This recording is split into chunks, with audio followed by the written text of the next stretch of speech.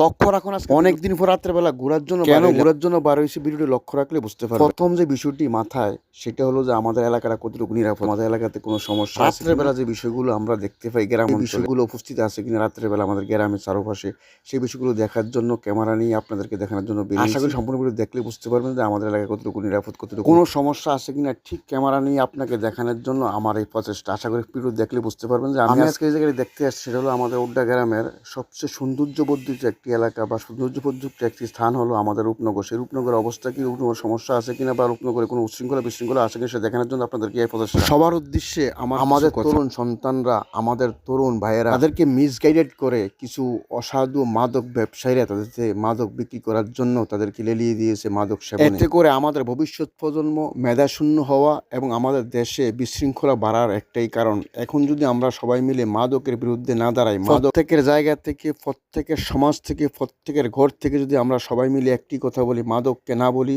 এবং তরুণ সমাজকে আমরা সঠিক পথে রাখার জন্য আমাদের প্রচেষ্টা অব্যাহত রাখি, একদিন আমরা মাদক মুক্ত সমাজ, মাদক মুক্ত দেশ গড়তে পারবো বলে আশা করি ইনশাল্লাহ। কারণ আমরা যদি সবাই মিলে করি কাজ, হারি দিতে নাহিলাস, তাহলে আমরা এই মাদককেও ইনশাল্লাহ রুখে দিতে পারবো। বিশেষ কথা হলো রাজনীতির জন্য, ফ্যাডের জন্য না হয়ে দেশের জন্য হয়, তাহলে আমাদের সমাজে আরো বিশৃঙ্খলা থেকে আমরা মুক্তি পাবো। এই দেশ আপনার, এই দেশ আমার, এই দেশ তোমাদের, এই দেশ আমাদের। সবাই মিলে করি কাজ, হারি দিতে নাহিলাস, মাদককে রুখে দাও, তরুণ প্রজন্মকে এগিয়ে দাও। এলাকায় ঘুরতেছিলাম আর কিছু বিষয় দেখতেছিলাম, যেই সব বিষয় আমার চোখের সামনে ধরা পড়েছে সেই সব বিষয় নিয়ে অন্য একটি সাইড থেকে সেই সব বিষয় নিয়ে আপনাদেরকে অবগত করবো ইনশাআল্লাহ। আজকে রূপনগরে আসছি, সেই রূপনগরের সৌন্দর্যটি দেখাইতেছি আপনাদেরকে। দেখুন কলের ব্যবস্থা করছে, যেখানে কৃষক পানি খাওয়ার জন্য এবং কৃষকদেরকে চিন্তা করে তারা বসার ব্যবস্থা, ছোট একটি মসজিদ যেখানে কৃষকরা নামাজ পড়ার জন্য সুব্যবস্থা রয়েছে এবং কৃষকদের বসার জন্য বিশ্রামের ব্যবস্থা। কেমন লাগলো অবশ্যই লাইক, কমেন্ট, শেয়ার আপনাদের থেকে আশা করি। ভালো থাকবেন, আবারও দেখাবো অন্য একটি ভিডিওতে। আল্লাহ হাফেজ।